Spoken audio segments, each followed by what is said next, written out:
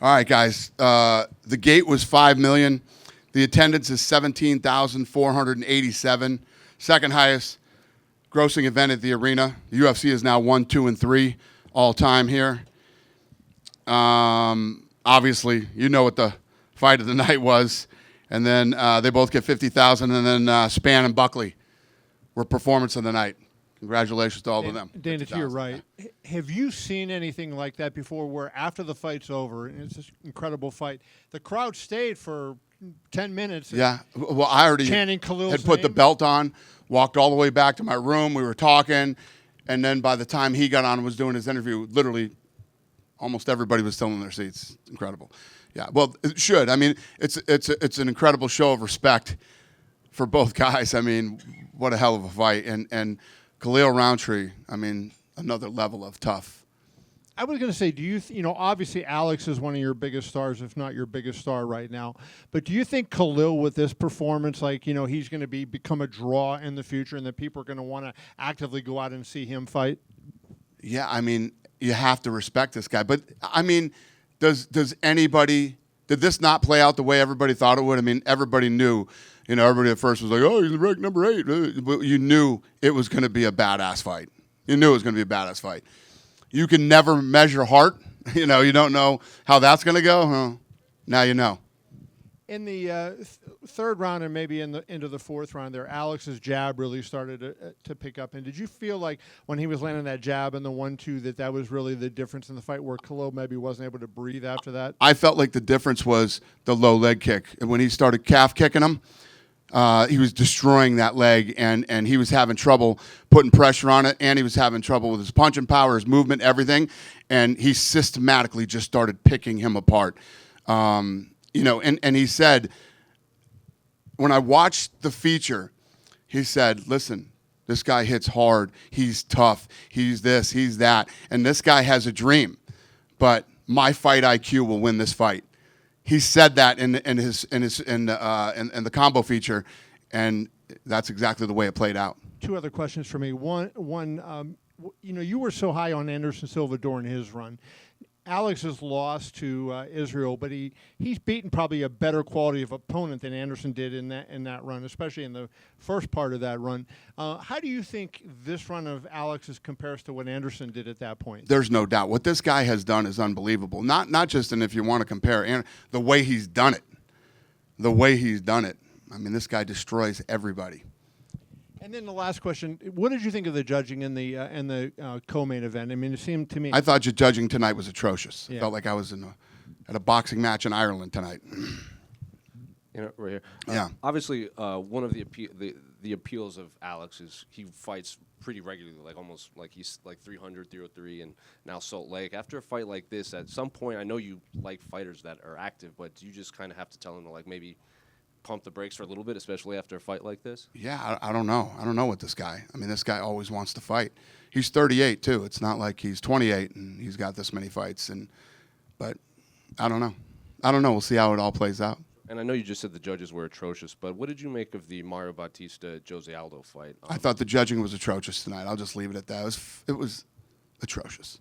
Kayla Harrison, obviously a lot of people thought she would kind of run through her opponents when she came to the UFC, had a hard-fought decision win over Ketlin. What did you make of her performance? And then obviously you showed her on the split screen when Juliana was getting the belt wrapped around her waist. Yeah, it's, when you get here, and I say it all the time, when you start to break into the top 5, the top 3, it gets tougher, And Juliana and Raquel are both dogs. I mean, they're dogs, so it should be fun. And Kayla did a lot of, she carried a lot of the promotion for this fight specifically, even in kind of the event. I mean, she drew a lot of numbers on social and media day.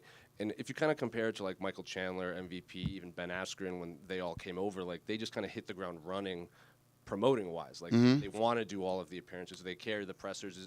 Is that them turning it on when they get to the UFC, or do you recognize this before? And no, I don't know if it's turning it on, but it's just another level when you get here. They feel it, you feel it. You fucking rot away in the PFL for years or the fucking Bellator and shit, and then you finally get here, you feel it. And then, not the judging, but what did you make of the referee in the Cesar Almeida-Iho Pretaria fight where He kept resetting them. There were like 4 eye pokes. There was a low blow. Yeah, I missed that. I was in my room and we were talking to people, and I know, but Ratner walked in right after it happened and was like, yeah, that ain't happening again tonight. And then I'm curious your take on this, because I asked Roman and Kayla about this. In the Roman Leeds Kevin Holland fight, when he broke his ribs, Kevin's coach was asking him, like, do you want to continue? Do you want to continue? And the commentary felt it should be on the coach to make that call, because fighters are going to want to fight through it. And it might not look good because they might not want to fight, but they don't want to be the ones to throw in the towels. And it should be the coaches that decide their fighter shouldn't fight. What do you think? I don't know. I don't know the story. I don't know what happened. I didn't hear it, and I don't know what happened. But it looks like he broke his ribs on like turning, and then when he stood up, he was like, I broke my ribs. I don't know if he broke or popped a rib. I don't know if we know. Let me see if I got that information here. No, I don't.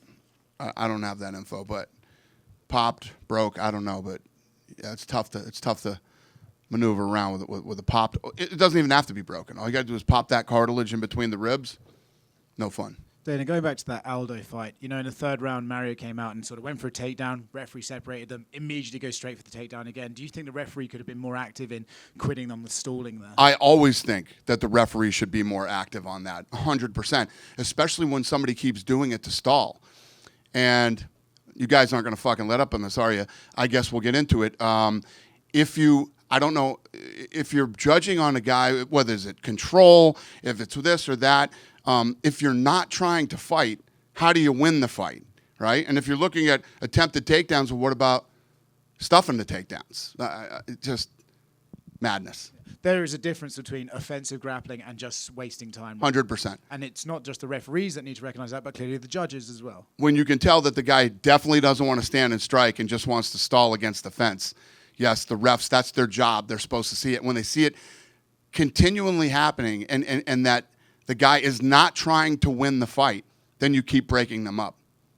Do you think Conor McGregor tweeted about his idea for stopping stalling was introducing a stalling clock, and if you go back to the same move, the clock ticks down and you let them be in that position for less and less time? Is maybe not that idea, but would you like to see referees, if they go I don't even think you need a clock. I mean, it's common sense. When the guy keeps doing it and is doing everything he can to not fight and not win the fight, as a ref, you should break it up immediately. I mean, if he just did it 3 rounds in a row and keeps doing it, and they get there, he doesn't get the takedown, give him a couple seconds, see if he gets the takedown, then break it up. And just going back to the main event, I know you've already touched on it, but, I think sometimes, because Khalil's like a sort of an empathetic guy, sometimes people kind of judge his mindset and maybe think he might not have the mental fortitude to reach spots like this. For him to show that sort of balls in the 4th round and meet Alex head on and take those punches and still come on even when it's... From the first round. Yeah. He had no fear from the first round. Khalil Roundtree went in there and started going at it the minute the bell rang. No fear, no jitters, no nerves. Maybe he had some jitters and nerves. If he did, he didn't show it. He went right in against one of the baddest dudes of all time and just started mixing it up with him. It was awesome. Hi, Dana, over here. Hi. Hiding behind all the cameras. Alexander Hernandez told us today that this morning he saw a shooting on the streets, and Brendan Royval went and chased the shooter, and I guess they caught the shooter. I'm wondering if you heard of that and if you think that's a smart idea. Our guys caught the shooter? Well, I don't know if he caught him, but I guess he was on the phone with 911, but they caught the shooter. Holy shit. Is that a smart idea for your headliner next week? I don't think so, no. I mean, this has happened in the past. It's weird how much this happens to our guys. Yeah. I mean, I don't even know what to say to that. There was also a power slap study that came out by a medical journal. Doctors watched the first episode of Power Slap and determined from just watching the first episode that there was concussions happening. Sounds legit. Yeah, I'm wondering what kind of... They watched one episode of the show, know nothing about medicals or what we do or any of the studies we've done. Sounds like these typical doctors that look for attention to me. That's what I thought. Yep, thank you. Yeah, and last question. You mentioned already, Kayla, a little bit, but PFL posted a video about a few hours before her fight, kind of putting her down and using that as a way to promote their upcoming fight with Larissa. What do you think as a promoter? Do you think that's the right kind of play to go? I think when you're losing as much money as they are, fucking go for it. Fucking throw the kitchen sink at it. These guys, this guy just came out recently and said, we're going to spend more money than they did on the Sphere. Well, that sounds fucking brilliant. How many tickets are you going to sell? Yeah, they're not very bright. So if I were them, I would do it. Listen, it's all fair. Knock yourself out. They're drowning. They suck. I mean, they're not good at what they do. So I guess you would just keep trying anything you can to make something stick. All good. Dana, one more in the front, Yeah. right here. Just because you brought up the Sphere, it reminded me. The WWE had a big event earlier today too, and at the press conference, AAA said he watched Noche UFC, and he goes, "That's what I want to do." And has he reached out to you at all? Because he was all about the graphics and the production value and everything at this press conference today. Oh, I didn't even know that. That's the first I heard of it. Awesome. Listen, we're all on the same team, so we can help. Dana, right here in the Yep. back.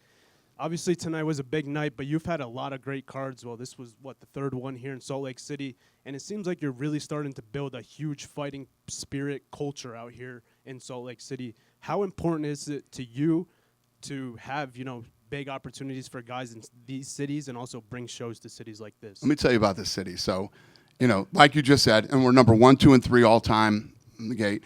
And I'm sure you guys have experienced moving around this city. The nicest people in the world. These people are all really nice. And tell me how fun it is to fly 1 hour and sell out and have this kind of energy an hour away from Vegas. It's been great out here, and I love it. When you get to make a market in a place like this where you like you said, it's a beautiful area that people come to support, does that encourage you to start doing that in other areas too, where the UFC may have never even been yet, but you see what you did here and you want to do that in other places? Well, that's what I do, right? I mean, that's what I do. We're talking now. We're going to start hitting some of these places that we haven't hit in a while. Pre-COVID, we're looking at like Seattle right now. We're looking at going back to Chicago and some of these other places like that. So that'll be coming up in 25.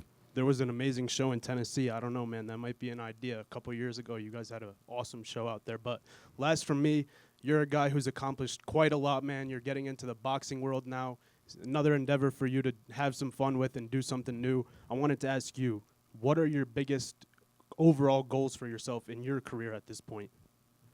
My thing has always been the same since day one. I want to continue to grow the sport. I want to continue, like you said, to go into markets that we've never been to. I want to continue to invest in the sport, like the PI in Mexico and many other ideas that I've had for the last several years. So I'm just going to keep doing that.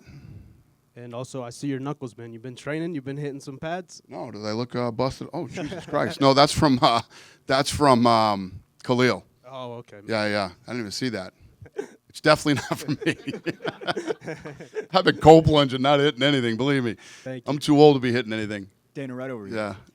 Just talking a little bit about Utah, the main staple of this entire state is Court McGee. He's been in the UFC now for 14 years, gets the win tonight.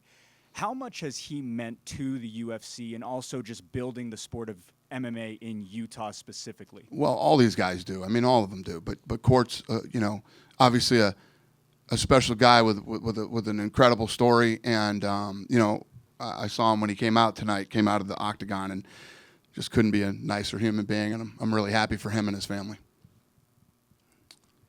You guys done with me? Over here, just kind of following up on that a little bit with just the way that the events in Utah like this continue to build on themselves. What is it in the water where it feels like, it started with an incredible kick and then a backflip and then obviously that masterpiece out there. Like, what is it about this state, do you think, where UFC just kind of builds year after year on itself?